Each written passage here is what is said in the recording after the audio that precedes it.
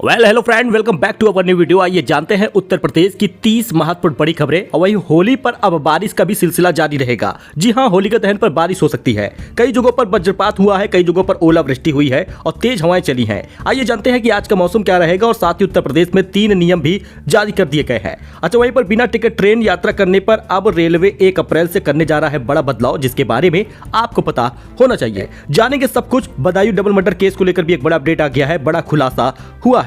हर एक नई जानकारी आपके काम की है, तो बने रहिएगा अंत तक। तो चलिए शुरू करते हैं।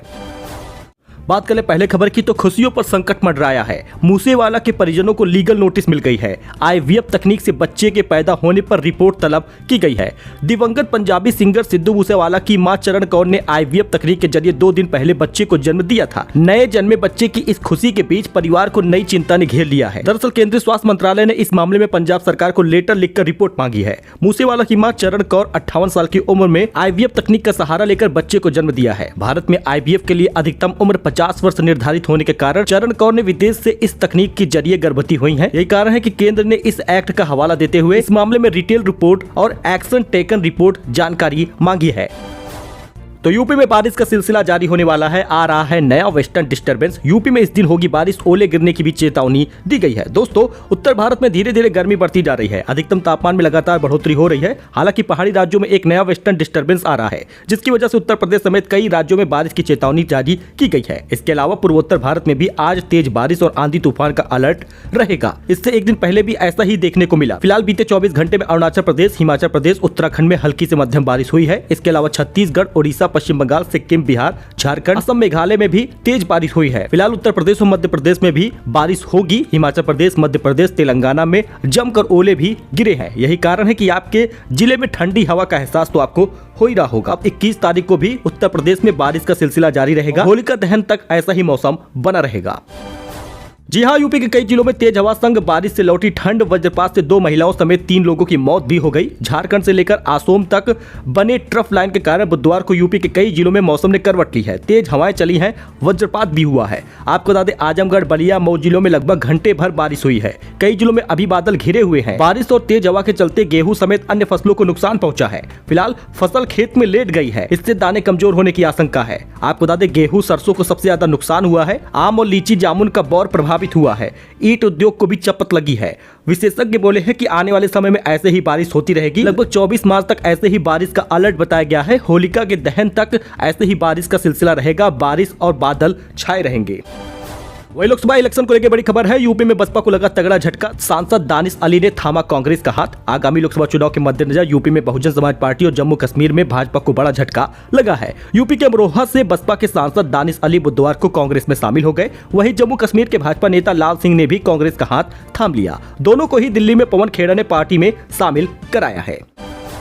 वही लोकसभा चुनाव 2024 को लेकर एक बड़ा अपडेट और आ गया है। चाय समोसा की कीमत 10-10 रुपए होगी। इतने लाख किराए पर मिलेगा हेलीपैड। दोस्तों, चुनाव आयोग के निर्देश पर आगरा में जिला निर्वाचन अधिकारी ने प्रत्याशियों के खर्च की दरें भी तय कर दी है। इस बार 10 रुपए की चाय तो 10 रुपए का समोसा मिलेगा। हेलीपैड का भी किराया भी तय कर दिया गया है। 2 लीटर की कोल्ड ड्रिंक की बोतल की कीमत 90 रुपए रखी गई है। शाकाहारी खाने की थाली 80 रुपए, तो मांसाहारी थाली की कीमत 200 रुपए रखी गई है। पानी का आधा लीटर बोतल 10 रुपए का और 1 लीटर का 20 रुपए का और 2 लीटर वाला 30 रुपए का रहेगा। वही बदायूं में जिस प्रकार से हत्या की गई, हर एक का दिल दहल गया। मुझे देखा तो मुझे भी मारने वाले थे। बदायूं में 2 मासूमों की हत्या के बाद बड़े भाई ने सुनाई है पूरी कहानी। जी हां दोस्तों, हर एक किसी का रोंगटा खड़ा हो जाएगा। यूपी के बदायूं में 2 बच्चों की हत्या करने वाले साजिद को पुलिस ने एनकाउंटर में ढेर कर दिया है। इस घटना में जिंदा बचे बच्चे ने आज तक के साथ खास बातचीत की। बच्चे ने बताया कि वारदात के समय 2 आरोपी साजिद और जावेद मौजूद थे। उसने बताया कि साजिद ने पहले बड़े भाई से चाय मंगवाई और फिर छोटे वाले से पानी मंगवाया। उन दोनों को मारने के बाद आरोपी सबसे बड़े बच्चे को भी मारने के लिए दौड़ा। वो जान बचाकर भाग निकला। मतलब कि बहुत ही भयानक घटना थी। यूपी के बदायूं के 2 बच्चों को निर्मम हत्या की गई है। वही आरोपी के एनकाउंटर को पीड़ित की मां ने सही बताया है। उत्तर प्रदेश के बदायूं जिले में 2 मासूम भाइयों के हत्यारों की मां नाजरीन अपने बेटे साजिद के एनकाउंटर को लेकर कहा कि जैसा गलत किया उसका अंजाम सही हुआ। साजिद और जावेद की मां नाजरीन ने पत्रकारों से बताया कि दोनों बच्चों की मौत से दुखी है। वही दोनों हत्यारों को पुलिस अपने साथ ले गई थी। फिर एक का एनकाउंटर कैसे हुआ? जी हां, सपा का आरोप है। बदायूं कांड में मृतक बच्चों की दादी कह रही है कि दोनों हत्यारों को पुलिस अपने साथ ले गई, फिर एक का एनकाउंटर कैसे हुआ और दूसरा फरार कैसे हुआ? चुनाव सर पर है और भाजपा एवं भाजपाई पीटीआई, IT सेल हिंदू मुसलमान का एंगल खोजकर नैरेटिव बना रहे हैं और सियासी फायदा उठा रहे हैं। वैसे आपका क्या मानना है इस खबर पर, कमेंट जरूर करिएगा दोस्तों।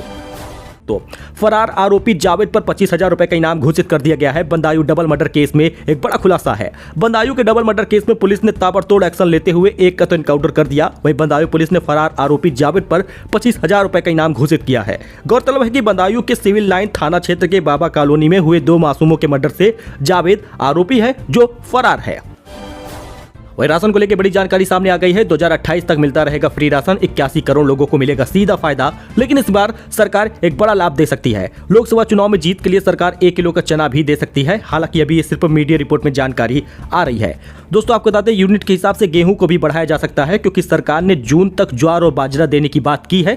अब जैसे ही जून समाप्त होता है तो सरकार की जीत भी तय हो गई रहेगी। 4 जून को रिजल्ट आने वाला है। उसमें कौन जीतेगा कौन नहीं ये तो अभी फिलहाल पता नहीं है, लेकिन सभी लोगों को इशारा मोदी सरकार पर है। वैसे मोदी सरकार ने दूसरे कार्यकाल में ऐसी योजनाओं की शुरुआत की थी। फिलहाल अभी 2028 तक फ्री राशन मिलता रहेगा और जून में एक बार फिर से आपको गेहूं ज्यादा मिलने लगेगा और चावल कम मिलेगा, क्योंकि ज्वार और बाजरा को हटा दिया जाएगा, क्योंकि जून तक ही देने की बात बताई गई है। जून तक ही देने का फैसला है। तो इस प्रकार से अब आपको 1 यूनिट पर 3 किलो गेहूं मिलेगा और 1 यूनिट पर 2 किलो ही चावल मिलेगा, जैसे पहले की तरह मिलता आ रहा है। और ये बिल्कुल फ्री होगा। और अगर चाहे तो सरकार इस बार एक बड़ा फैसला ले सकती है, क्योंकि 1 किलो चना देने की बात भी उत्तर प्रदेश सरकार की तरफ से सामने आ रहा है। वैसे आपका क्या मानना है, कमेंट तो जरूर करिएगा दोस्तों। वहीं पर पाकिस्तान में प्याज और ब्याज दोनों ने रूल आया है। भारत से 3 गुना ज्यादा बैंक ब्याज है। प्याज का भाव तो पूछो ही मत। जी हाँ दोस्तों, पाकिस्तान के बुरे आर्थिक और राजनीतिक हालात किसी से छिपे नहीं हैं। हालांकि चुनाव के बाद राजनीतिक संकट तो टल गया,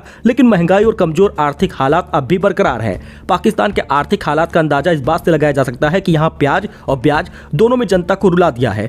पड़ोसी मुल्क में प्याज की कीमतें 300 रुपए प्रति किलोग्राम तक पहुंच गई है, जबकि ब्याज की दरें 22% तक है। इस बीच पाकिस्तान के केंद्रीय बैंक ने लगातार 6ठी बार अपनी नीति बैठक में प्रमुख उधारी दर में कोई बदलाव नहीं करते हुए इसे 22% के रिकॉर्ड उच्च स्तर पर बरकरार रखा है।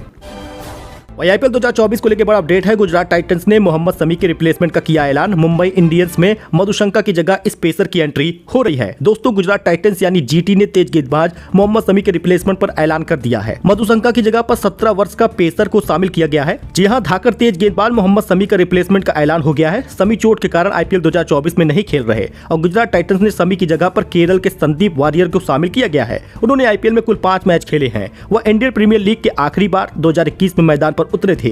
शमी ने IPL 2023 में 28 विकेट लेकर पर्पल कैप जीता था।